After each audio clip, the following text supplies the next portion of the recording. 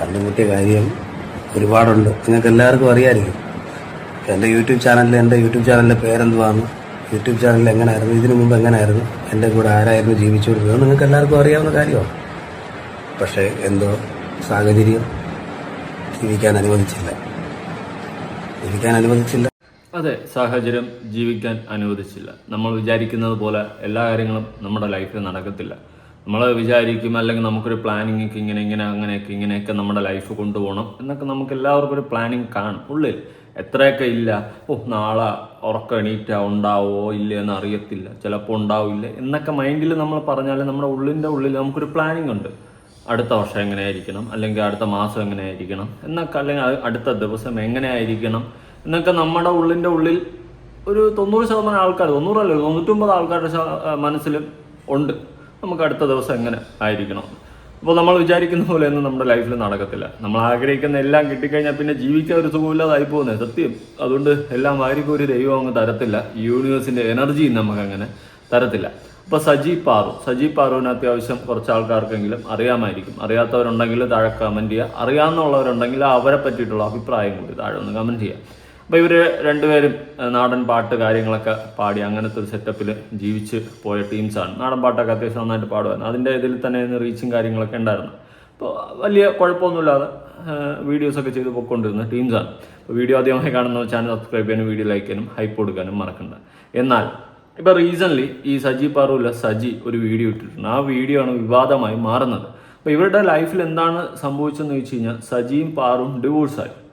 Means നിയമപരമായിട്ടായോ എന്ന് എനിക്കറിയത്തില്ല. പക്ഷേ രണ്ടുപേരും വേർപിരിഞ്ഞ് അതിനുശേഷം ഇപ്പോൾ സജി മറ്റൊരു ജീവിതത്തിലേക്ക് പ്രവേശിച്ചിരിക്കുകയാണ്. നല്ല കാര്യം. പക്ഷേ അന്ന് ഇവർ ഈ സജിയും പാറും വേർപിരിയുന്ന സമയത്ത് സജി പറഞ്ഞിട്ടുണ്ടായിരുന്നു, ഇനി എൻ്റെ ജീവിതത്തിൽ ഒരു പെണ്ണില്ല. മറ്റേ ക്രോണിക് ബാച്ചിലുള്ള മമ്മൂട്ടി ചെറുതിലെ പറഞ്ഞിട്ട് പോകണമല്ല, ഇനി എൻ്റെ ജീവിതത്തിൽ ഒരു പെണ്ണില്ല എന്ന് പറഞ്ഞുകൊണ്ട് പോയതാണ്. പക്ഷേ കാലക്രമേണ ഒന്നുമില്ല, ഒരു വർഷത്തിൻ്റെ അകത്ത് അടുത്തൊരു ബന്ധത്തിലോട്ട് ഈ സജി ആയെന്ന് തന്നെ പറയാം. നല്ല കാര്യമാണ്, അത് വലിയ സംഭവമൊന്നുമില്ല. പക്ഷെ അടിച്ച വായ്ത്താളവും പറഞ്ഞ വാക്കും ഇപ്പോഴും സോഷ്യൽ മീഡിയയിൽ കറങ്ങുന്നുണ്ട്. പിന്നെ ഇവരുടെ ഒരു വിഷയം തുടങ്ങുന്നതിൻ്റെ സമയത്ത് ഒരുപാട് പേർക്ക് ഒരു ഡൗട്ട് ഉണ്ടായിരുന്നു, എന്തായിരുന്നു ഇവരുടെ ഇടയിലെ സത്യത്തിലുള്ള പ്രശ്നം. എന്തായാലും നമുക്കത് ഈ വീഡിയോയിലൊന്ന് ഊഹിച്ചെടുക്കാം. ഓക്കെ, എന്തായിരുന്നു ഇവരുടെ ജീവിതത്തിലെ ആ ഒരു പ്രശ്നം, എന്തുകൊണ്ടാണ് ഇവർ രണ്ടുപേരും രണ്ട് വഴിക്കായി രണ്ട് പാത്രമായത് എന്നുള്ളൊരു സംഭവം.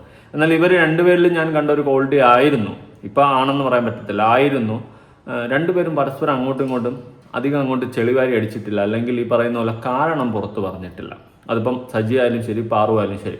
എന്നാൽ ഇപ്പോൾ സജി റീസെൻ്റ്ലി ഒരു പെൺകുട്ടിയുമായിട്ട് ജീവിതം സ്റ്റാർട്ട് ചെയ്തപ്പോൾ പഴയ കാര്യം കുത്തിപ്പൊക്കി അടിക്കുന്നു. എന്താണ് അതിൻ്റെ ഇൻറ്റൻഷൻ എന്ന് എനിക്കറിയത്തില്ല. ഇനി യൂട്യൂബ് ചാനലിന് റീച്ച് കൊണ്ടുവന്ന് 10 ആളിലേക്ക് എത്തിക്കാനുള്ള ഒരു പരിപാടിയാണോ, അതോ ഉള്ളിലുള്ളത് തുറന്ന് പറഞ്ഞതാണോ, അതെല്ലാം ഒരു ക്വസ്റ്റ്യൻ മാർക്കിലാണ് നിൽക്കുന്നത്. ഓക്കെ, അപ്പം നമുക്ക് ആദ്യം ഈ പാറു ഒരു 8 മാസം മുന്നേ സംസാരിച്ചിട്ടുള്ള കാര്യങ്ങൾ നമുക്കൊന്ന് കേൾക്കാം. ഇവർ ആ ഒരു വേർപിരിയുന്ന സമയത്ത് പാറു കുറച്ചധികം കാര്യങ്ങൾ പറഞ്ഞിട്ടുണ്ടായിരുന്നു. എന്നാലും എന്താണ് അതിൻ്റെ റീസൺ, ഇപ്പോൾ സജിയുടെ ഭാഗത്തായാലും മിസ്റ്റേക്ക്, പാറുവിൻ്റെ ഭാഗത്തായാലും മിസ്റ്റേക്ക്, ആരുടെ ഭാഗത്തായാലും മിസ്റ്റേക്ക് ആയാലും രണ്ടുപേരും അങ്ങോട്ടും ഇങ്ങോട്ടും മിസ്റ്റേക്കുകൾ പറഞ്ഞിട്ടില്ല. എന്നാൽ ഇപ്പോൾ റീസെൻ്റ്ലി വന്ന് സജി പറയുന്നതിൽ എൻ്റെ ഭാഗത്ത് മിസ്റ്റേക്ക് ഉണ്ട്, അവളുടെ ഭാഗത്ത് മിസ്റ്റേക്ക് ഉണ്ട്, അതെന്നാൽ എൻ്റെ ഭാഗത്താണ് കൂടുതൽ മിസ്റ്റേക്ക് എന്ന് പറയുന്നുണ്ട്. എന്തായാലും നമുക്ക് നോക്കാം. 8 മാസങ്ങൾക്ക് മുന്നേ പാറു പറഞ്ഞ വാക്കുകളിലേക്ക് പോവാം. എല്ലാവർക്കും നമസ്കാരം, ഞാൻ പാറുവാണ്. ഞാനിങ്ങനെ ഒരു വീഡിയോ എടുക്കാൻ തന്നെ കാരണം, കഴിഞ്ഞ ദിവസം ഞാൻ എന്റെ അക്കൗണ്ടിൽ ഒരു പോസ്റ്റ് ഇട്ടിട്ടുണ്ടായിരുന്നു, ഞങ്ങളുടെ പോസ്റ്റർ, അതായത് ഞങ്ങളുടെ പ്രോഗ്രാമിന്റെ പോസ്റ്റർ ഇട്ടിട്ടുണ്ടായിരുന്നു. അപ്പോൾ അതിനകത്ത് സജി പാറു എന്ന് പറഞ്ഞിരുന്ന ആ പേരിൽ ഇപ്പൊ സജിയെ കാണുന്നില്ല, പാറു മാത്രമേ ഉള്ളൂ. ആ പോസ്റ്ററിൽ ഞാൻ മാത്രമേ ഉള്ളൂ. അപ്പൊ കമന്റിൽ ഒരുപാട് പേര് ചോദിക്കുന്നു, സജി എവിടെ, സജി എന്താ കാണാത്തെ, സജിയും പാറു ഇപ്പൊ ഒരുമിച്ചല്ലേ എന്നൊക്കെയുള്ള ഒരുപാട് കമന്റുകൾ വന്നിട്ടുണ്ടായിരുന്നു. അത് മാത്രമല്ല, പേഴ്സണലി എനിക്ക് കോളും മെസ്സേജൊക്കെ വരുന്നുണ്ട്, സജി എന്തിയെന്ന് ചോദിച്ചുകൊണ്ട്. വേറൊന്നുമല്ല, കുറച്ച് ഫാമിലി ഇഷ്യൂസ് കാരണം ഇപ്പൊ ഞാനും, അതായത് സജി പാറുവും സജി ഇപ്പം സെപ്പറേറ്റഡ് ആണ്. അതിന്റെ കാരണം ഒരു പൊതുവേദിയിൽ പറയാൻ പറ്റുന്ന കാരണം അല്ലാത്തത് കൊണ്ട്, അത് പറയാൻ എനിക്ക് ബുദ്ധിമുട്ടുള്ളത് കൊണ്ടും ഞാനതൊരു പബ്ലിക് പ്ലാറ്റ്ഫോമിൽ ഞാൻ പറയാൻ ഉദ്ദേശിക്കുന്നില്ല. അത് തികച്ചും വ്യക്തിപരമായിട്ടുള്ള കാര്യമാണ്. അപ്പോ എല്ലാരും ചോദിക്കുന്ന കാര്യം എന്ന് വെച്ച് കഴിഞ്ഞാൽ, ഞങ്ങളുടെ പ്രോഗ്രാം നിർത്തിയോ, ഇനി പ്രോഗ്രാം ഇല്ലേ, പാറു പാടുന്നില്ലേ, അല്ലെങ്കിൽ സജി പാടുന്നില്ലേ എന്നുള്ളതാണ്.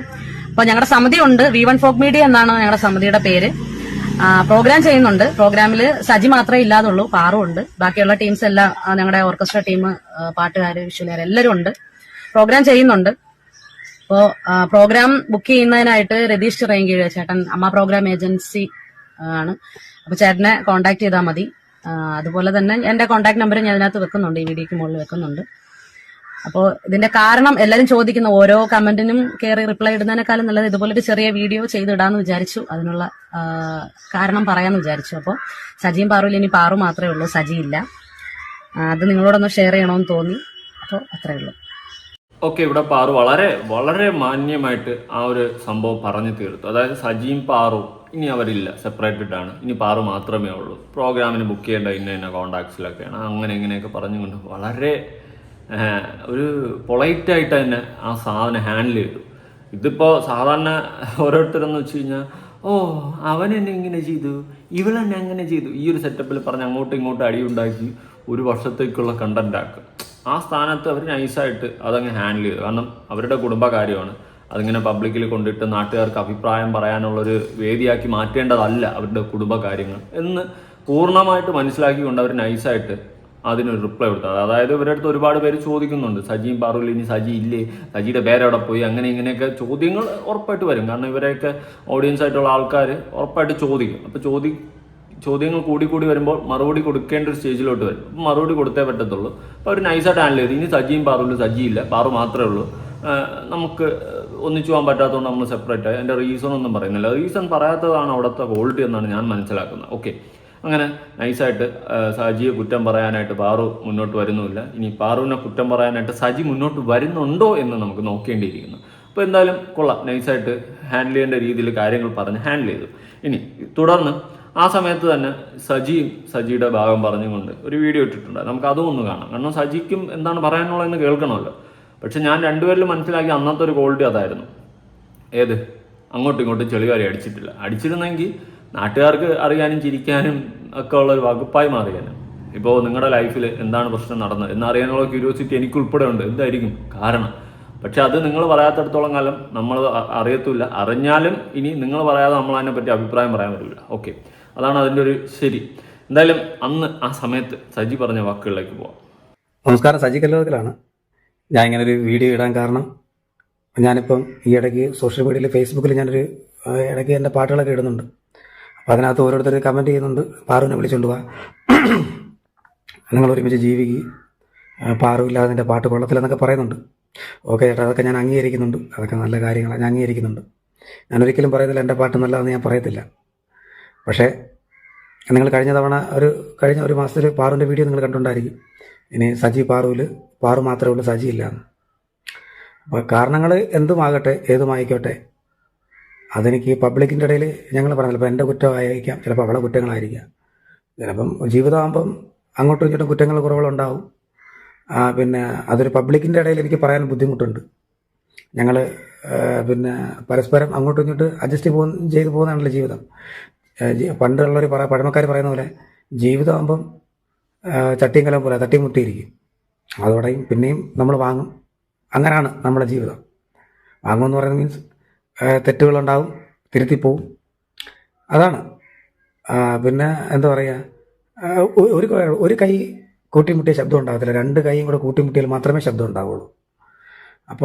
അപ്പോൾ എന്താണ് കാരണമെന്ന് എനിക്ക് പേജിൽ പറയാനൊന്നും പറ്റത്തില്ല, എനിക്ക് പബ്ലിക്കായിട്ട് പറയാൻ പറ്റില്ല. അത് പറയേണ്ടുള്ളിടത്ത് ഞാൻ പറയുന്നുണ്ട്, ഞാൻ പറയേണ്ടുള്ളിടത്ത് അത് ആ കാര്യം വ്യക്തമാക്കുന്നുണ്ട്. പിന്നെ ഞാൻ പാറുവിനെ പോയി വിളിച്ചുകൊണ്ട് വാ എന്ന് പറഞ്ഞ് ഞങ്ങൾ പറഞ്ഞു വിട്ടിട്ടുണ്ട്. ഞങ്ങൾ അതിന് മീഡിയേറ്ററായിട്ട് അതിനാളിനെ ഞാൻ പറഞ്ഞു വിട്ടിട്ടുണ്ട്.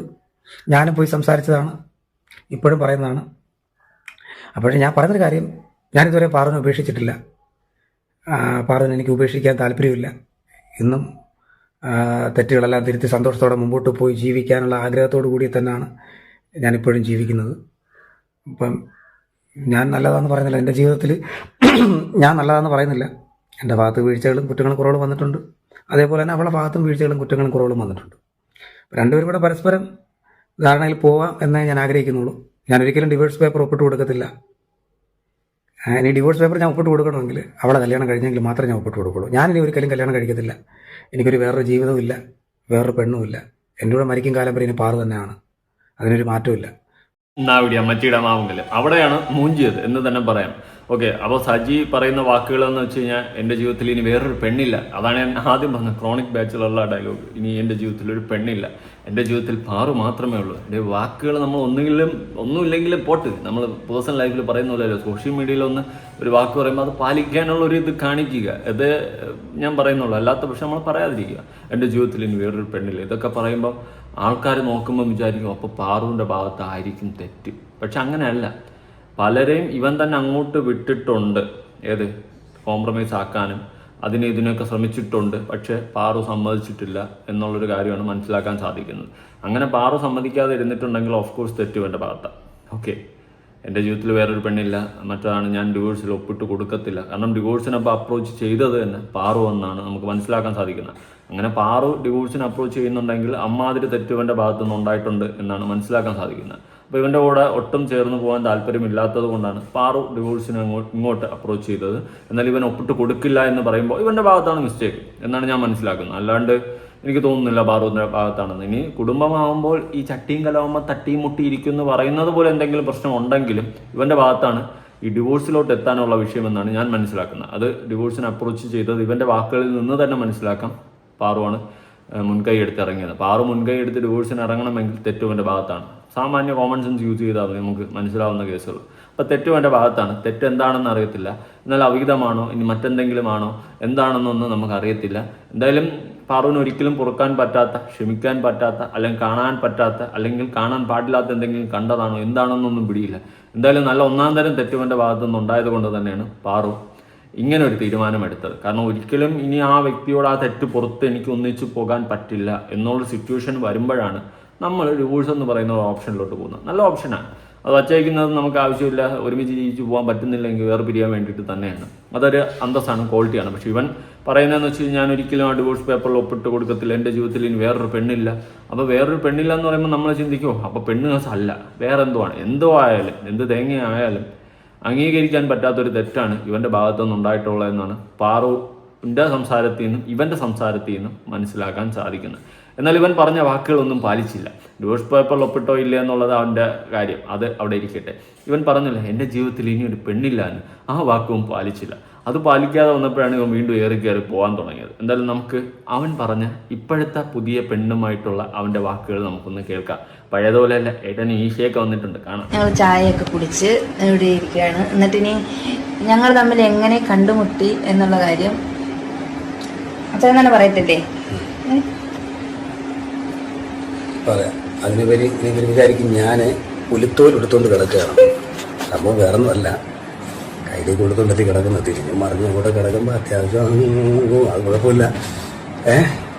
അപ്പോൾ ഇനി കണ്ടുമുട്ടിയ കാര്യം പറയണം. ചിരിക്കുന്നു. കണ്ടുമുട്ടിയ കാര്യം ഒരുപാടുണ്ട്, നിങ്ങൾക്ക് എല്ലാവർക്കും അറിയാമായിരിക്കും. എൻ്റെ യൂട്യൂബ് ചാനലിൻ്റെ പേരെന്തുവാണ്, യൂട്യൂബ് ചാനൽ എങ്ങനെയായിരുന്നു, ഇതിനു മുമ്പ് എങ്ങനെയായിരുന്നു, എൻ്റെ കൂടെ ആരായിരുന്നു ജീവിച്ചുകൊണ്ടിരുന്നത്, നിങ്ങൾക്ക് എല്ലാവർക്കും അറിയാവുന്ന കാര്യമാണ്. പക്ഷേ എന്തോ സാഹചര്യം ജീവിക്കാൻ അനുവദിച്ചില്ല. ഒരുപക്ഷെ ഞാൻ അന്നും പറയുന്നു, എൻ്റെ ഭാഗത്ത് തെറ്റുകളുണ്ടാവാം, പിന്നെ അവരുടെ ഭാഗത്തും തെറ്റുകളുണ്ടാവാം. അങ്ങനെ ഒരു കൈ കൂട്ടിമുട്ടിയ ശബ്ദം ഉണ്ടാകത്തില്ലല്ലോ, രണ്ട് കൈയും കൂട്ടിമുട്ടിയാലും ശബ്ദം ഉണ്ടാകും. അപ്പോൾ ഒരു വ്യക്തിയെ മാത്രം കുറ്റം പറഞ്ഞുകൊണ്ട് പറ്റില്ല. കാരണം 8 വർഷം എൻ്റെ കൂടെ ജീവിച്ചതാണ്. ആ വ്യക്തിക്ക് ഒന്നിനും ഒരു കുറവ് ഞാൻ വരുത്തിയിട്ടില്ല.